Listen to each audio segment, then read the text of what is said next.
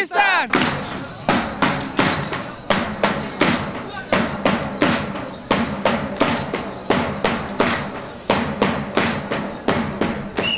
शबी तारीख से कह दो कि वो पर्दा कर ले, शबी तारीख से कह दो कि वो पर्दा कर ले, हम उठाए हुए सूरज का अलम लाए हैं. अस्सलाम वालेकुम ګرانو کتونکو، زم سمد انجم او تاسو ګورئ پروګرام زما وطن. ګرانو کتونکو، د وخت کې منګه په سواد کې چې کومه د سپورټس کومه د لوبو چې کومه میله واغ نن اختتام ته ورسېدله، خو دلته کې د وزیرستان چې کوم ملګري دي هغوی په فوټبال کې هغوی پس پوزیشن اخیستی دی، هغوی را سره موجود دي. اول دلته مبارکي درکوو، په سواد کې تاسو فوټبال کې صوبایي چیمپیون جوړ شوئ، څه به وایې؟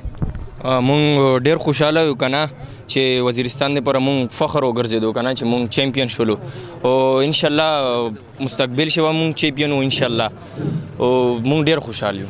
سواد کې څومره وخت وشو تاسو راغلي؟ په 26 تاریخ باندې دا میلې شروع شوي دي او نن به تاسو واپسي کوئ یا به سبا ځئ؟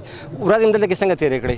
ډېرې ښه تېرې شولې او دا زموږ دویمه هفته ده کم از کم، او ډېرې ښه تېرې شولې که نه شپې ورځې ډېر خوند یې وکړو. مونږ خو اول چې کلي نه تلو مونږ چې د سوانګ به څنګه علاقه وي که نه، خو چې دلته راغلو د دو خلک چې کوم دي ډېر مهمان نوازه دي که نه، مونږ ډېر خوشحاله یو ورنه. سوات حالات خو مونږ ته به د نن سبا وخت کې ډېر ښه لاګي که نه زمونږ وزیرستان په نسبت باندې، خو دا به ویل غواړم که نه زه چې مطلب میش وزیرستان چیمپیون وګرځېدي چې داسې نه په پاکستان کې میله کېدي که نه چې پر امن مطلب امن نه وي پکې، او هغه دپاره ډېر دا ضروري ده چې دی لږ کوشش وکړو که نه. مونږ ډېر محنت کړی وو که نه چې د نن صوبایي لیول ته چیمپیون میش وګرځېدو وزیرستان دپاره، او مونږ به انشاءالله صحیح شو. ډېره مننه. تاسو هم لږ غونډه کې راشئ مشر، تاسو له اول سره خپله پېژندګلوي وکړئ. ما نام عبدالواحد ده او زه ټیم انچارج یم. ماشاءالله. د وزیرستان سره تعلق ساتئ؟ وزیرستان. څه به وایې په سواد کې ستاسو ټیم ولوبېد او صوبایي چیمپیون جوړ شو، دې په حوالې سره به څه وایې؟ بس الحمدلله ډېر خوند یې وکړو او ډېرې ښې لوبې وشوې دلته. مونږ د خلک ډېر مهمان نواز دي، مونږ ډېر قدر وکړ، الله د دوی قدر وکړي. او بل مونږ دا غواړو لکه پاکستان نور علاقې کې امن ده، داسې که چېرته مونږ علاقې کې امن جوړ شي بیا انشاءالله مونږ خالي سپورټس کې نه په نورو فیلډونو کې به مخکې ځي، او انشاءالله دنیا ته به وښایي چې مونږ وی آر د ټاپر انشاءالله. زنده باد وزیرستانیان ټول زنده باد.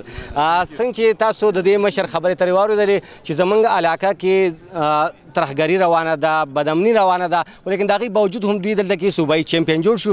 دوی دغه غوښتنه هم کوي که زموږ په علاقه باندې چېرته دغه شانتې امن راغی نو انشاءالله چې موږ د فوټبال نه علاوه په نورو ګیمونو کې به هم چیمپیون جوړېږو. تر دې سره زموږ د پروګرام وخت.